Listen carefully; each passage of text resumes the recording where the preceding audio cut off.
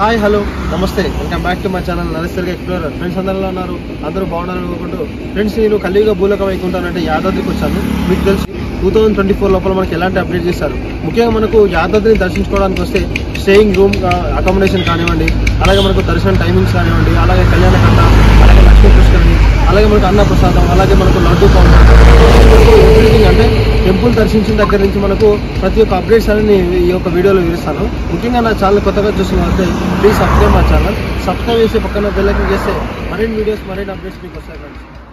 రాయగిరి నుండి యాదాద్రి రోడ్ లోపలికి రాగానే మనకు ప్రత్యేక అనుభూతి కలుగుతుంది. ముఖ్యంగా మనకు డివైడర్ మధ్యలో మనకు శంకునామా చక్రాలతో విద్యుత్ అలంకరణ దీపాలు, అలాగే మనకు రోడ్డుకి ఇరువైపులా ప్రత్యేకమైన చెట్లు, అలాగే మనకు డివైడర్కి ఇరువైపులా ఉన్నటువంటి డిఫరెంట్ స్పీసీస్తో మనకి ఇనిషియేషన్ చేశారు. మనం యాదాద్రి టెంపుల్కి వస్తుంటే మనకు లెఫ్ట్ సైడ్ లోపల నరసింహ అరణ్యం అని చెప్పేసి ఒక అర్బన్ పార్క్ డెవలప్ చేశారు. సో మీరు రిటర్న్లో స్వామివారి దర్శనం తర్వాత మనకు ఫ్రీ టైం ఉంటే మీరు ఈ యొక్క అర్బన్ పార్క్ను విజిట్ చేయండి. అలాగే మనం కొంచెం ముందు వచ్చిన తర్వాత మనకు బ్రిడ్జ్ దాటాక మనకు లెఫ్ట్ సైడ్ లోపల చెరువుని మనకు ప్రత్యేకమైన మినీ ట్యాంక్ బండ్ లాగా డెవలప్ చేశారు. ఈ యొక్క ప్లేస్లో మీరు ఓన్ వెహికల్స్తో వచ్చినట్టయితే మనకు వెహికల్ పార్క్ చేసుకొని ఇక్కడ ఫ్యామిలీతో స్పెండ్ చేయడానికి బాగుంటుంది. సో అలాగే కొంచెం ముందుకు వచ్చిన తర్వాత మనకి ఇక్కడ మినీ శిల్పారామాన్ని ఇక్కడ డెవలప్ చేస్తున్నారు. ప్రస్తుతం ఇది వర్క్లో ఉంది. ఈ యొక్క ప్లేస్లో మీరు ఈవినింగ్ రావడానికి ట్రై చేయండి. సన్సెట్ ఇక్కడ చాలా బాగుంటుంది ఈవినింగ్ టైంలో. సో అలాగే మనం కొంచెం ముందుకు వచ్చిన తర్వాత మనకి ఇక్కడ ఆంజనేయ అభయారణ్యం అనే అర్బన్ పార్క్ ఇక్కడ డెవలప్ చేశారు. సో ఎగ్జాక్ట్గా ఇది సురేంద్రపురికి ఆపోజిట్లో ఉంటుంది. సో మీకు ఫ్రీ టైం ఉంటే ఇక్కడ మీరు విజిట్ చేయండి.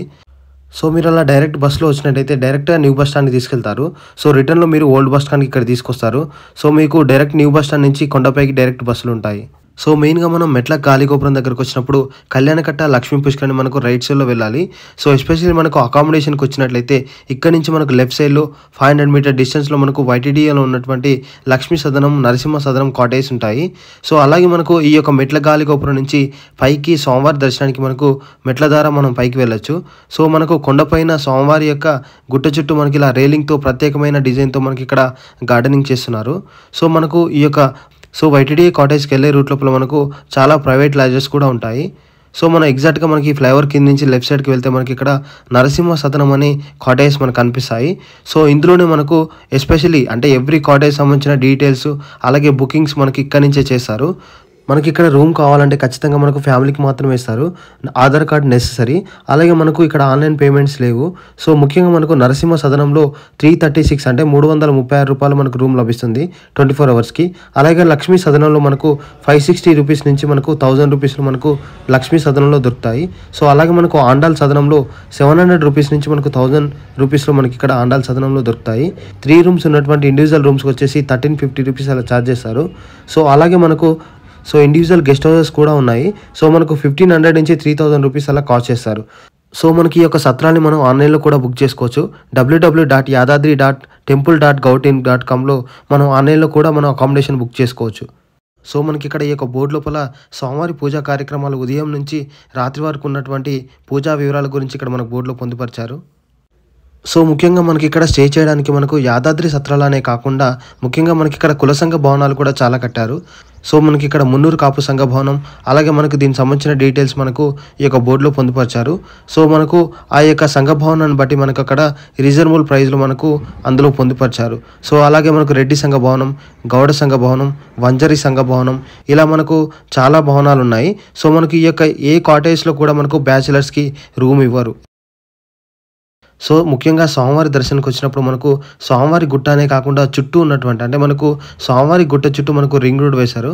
సో ఎస్పెషల్లీ మనకి ఈ రింగ్ రోడ్ సర్కిల్స్ అలాగే మనకు రింగ్ రోడ్ ఏరియాస్లలో మనకు చాలా అద్భుతమైన గార్డెనింగ్ చేస్తున్నారు. సో మీకు టైం ఉన్నప్పుడు ఈ యొక్క గార్డెన్ కానీ ఈ యొక్క సరౌండింగ్స్లో మీకు టైం ఉన్నప్పుడు ఈ యొక్క సరౌండింగ్స్ మొత్తం చూసిరండి. సో ముఖ్యంగా నేను స్వామివారి మెట్ల గాలిగోపురం నుంచి రైట్ సైడ్ కాకుండా నేను లెఫ్ట్ సైడ్లో కాటేజ్ చూసుకొని దానికి ఆపోజిట్ రోడ్లో వచ్చాను. మీరు ఓన్ వెహికల్లో మెట్ల గాలిగోపురం నుంచి అక్కడి నుంచి రైట్ స్ట్రైట్గా తీసుకుంటే అక్కడి నుంచి ఫస్ట్ వచ్చే మనకు సర్కిల్ అంటే ఆ యొక్క సర్కిల్లో మనకు రైట్ సైడ్లో మనకు వెహికల్ పార్కింగ్ ఉంటుంది. సో మీరు ముందే ఫ్రెష్ అప్ అయి వచ్చినట్టయితే ఇక్కడ నుంచి మనకు డైరెక్ట్ బస్సులో కొండపైకి వెళ్ళొచ్చు. ఓన్ వెహికల్లో వచ్చేవారు లక్ష్మీ పుష్కరంలో స్నానం అలాగే కళ్యాణకట్టలో తలనీలాలు సమర్పించాలనుకున్న వారు ఇలా స్ట్రైట్గా రావాలి. సో మనకి ఇలా వస్తుంటే మనకు లెఫ్ట్ సైడ్లో న్యూ షాప్స్ కన్స్ట్రక్షన్ జరుగుతున్నాయి. సో మనకి ఇలా వస్తుంటే మనకు లెఫ్ట్ సైడ్లో న్యూ బస్ స్టాండ్ ఉంటుంది. సో మనకు బస్సులో వచ్చేవారికి ఇక్కడనే డైరెక్ట్ స్టాప్ ఎండింగ్ ఉంటుంది. సో అలాగే మనకి ఇక్కడ లాకర్స్ రూమ్స్ కూడా ఉంటాయి. సో మనకి ఇక్కడ లాకర్స్ రూమ్లో మనకు లగేజ్ ఇక్కడ పెట్టి మనం డైరెక్ట్ కొండపైకి ఇక్కడి నుంచి వెళ్ళొచ్చు. సో మనకు ఇక్కడ నుంచి షటిల్ బస్సులు అంటే మనకు ఫ్రీ బస్సెస్ గుట్టపైకి వెళ్ళే బస్సెస్ ఇక్కడికి వస్తాయి. సో ఇక్కడ నుంచి మనం సర్కిల్ నుంచి మనం కొండపైకి వెళ్ళొచ్చు. ఓన్ వెహికల్లో వచ్చేవారు డైరెక్ట్గా లక్ష్మీ పుష్కరిణి కళ్యాణకట్ట వెళ్ళండి. ముఖ్యంగా మనకు బస్సులో వచ్చేవారు ఈ యొక్క బస్ స్టాండ్లో దిగి మనకు వాకబుల్ డిస్టెన్స్లో ఉన్నటువంటి ఈ యొక్క లక్ష్మీ పుష్కరిణి కళ్యాణకట్టకు చేరుకోండి. ముందుగా తలనీలాలు సమర్పించాలనుకునే వారు సోమవారం దర్శనం కంటే ముందుగా కళ్యాణకట్టకు చేరుకోండి. సో ముఖ్యంగా మనకి ఇక్కడ లక్ష్మీ పుష్కరంలో స్నానం చేసి కళ్యాణకట్టలో లోపలికి వెళ్ళొచ్చు. సో ఇందులో మనకు కేశఖండన టికెట్ వచ్చేసి 50 రూపీస్ అలా తీసుకుంటున్నారు. ముఖ్యంగా మనకు జెంట్స్కి అండ్ లేడీస్కి సపరేట్గా మనకి ఇక్కడ కేశఖండన చేస్తున్నారు. అలా కేశఖండన సమర్పించిన తర్వాత మనకు లక్ష్మీ పుష్కరంలో ఉన్నటువంటి పవిత్ర జలాలలో మనం స్నానమాచరించవచ్చు. ముఖ్యంగా మనకు ఈ యొక్క నీరు అనేవి క్రిస్టల్ క్లియర్గా ఉంటాయి.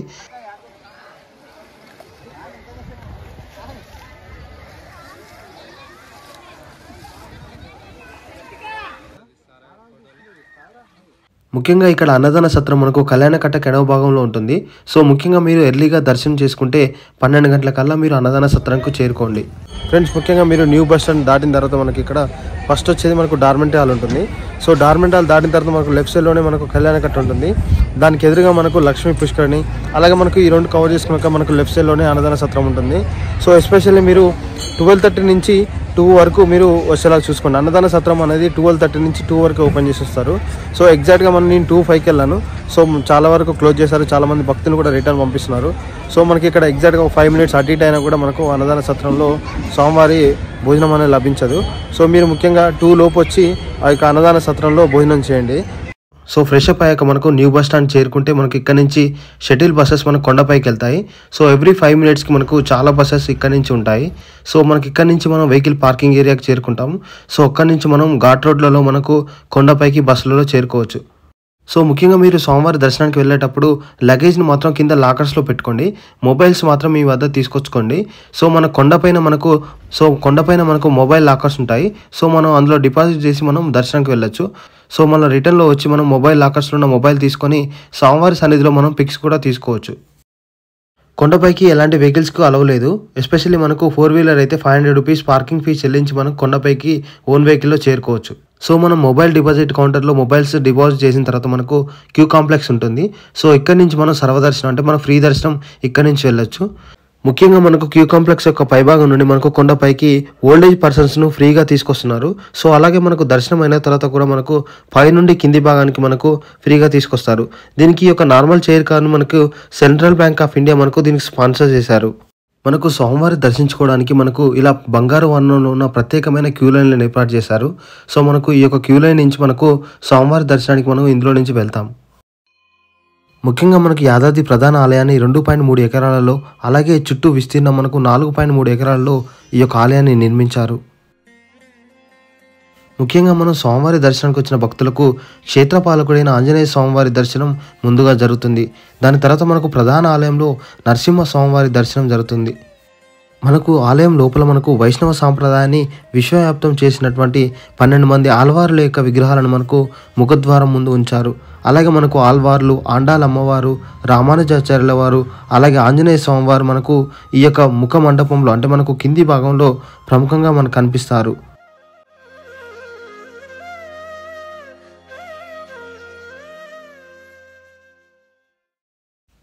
ముఖ్యంగా మనకి యాదాద్రి ఆలయానికి మనకు 4 వైపులా 4 మండపాలు నిర్మించారు. ముఖ్యంగా మనకు నైరుతి భాగంలో నిత్య కళ్యాణ మండపం, వాయువ్య భాగంలో అద్దాల మండపం, ఈశాన్య భాగంలో కుబేర మండపం, ఆగ్నేయ భాగంలో మనకు స్వామివారికి సంబంధించినటువంటి నైవేద్యాలు మనకు అయ్యగారులే వండి మనకు స్వామివారికి సమర్పిస్తారు. సో మనం స్వామివారి దర్శనానికి మనం తూర్పు దిశగా ఎంటర్ అయ్యి మనం పశ్చిమ దిశగా మనం స్వామివారి గోపురం ద్వారా మనకు బయటకు వస్తాం. స్వామివారి గుట్టపై నుంచి మనకు వైటీడీఏ సంబంధించినటువంటి బిల్డింగ్స్ చూడవచ్చు. అలాగే మనకు యాదగిరిగుట్ట సంబంధించినటువంటి వ్యూని ఒకసారి మనం చూడవచ్చు. సో స్వామివారి దర్శనం అయిన తర్వాత మనకు రైట్ సైడ్లో మనకి ఇక్కడ ప్రచార శాఖ ఆధ్వర్యంలో మనకు ఇక్కడ ఒక స్టాల్ని ఏర్పాటు చేశారు. సో మనకు స్వామివారికి సంబంధించినటువంటి చిత్రపటాలు, అలాగే మనకు పోస్టర్స్, అలాగే మనకు క్యాలెండర్స్, వీటికి సంబంధించిన అన్నీ మనకి ఇక్కడ దొరుకుతాయి.